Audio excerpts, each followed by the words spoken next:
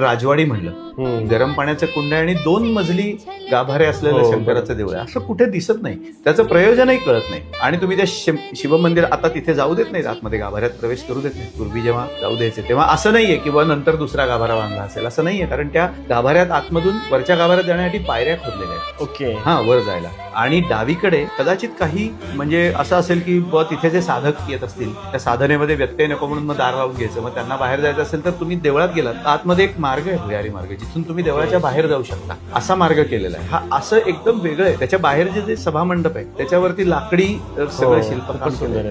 कदाचित राजस्थानी सुताराणी या मंडळींनी केलं असावं, कलाकारांनी, कारण उंट वगैरेचं शिल्पांकन तिथे केलेलं आहे. बरोबर. कामधेनू गाय दाखवली. ती कशी दाखवतात तर तिला 5 तोंड असलेली गाय दाखवतात. सगळ्यांच्या इच्छा ती पूर्ण करते. ते शिल्प तिथे आहे. उंट आहेत कोरलेले.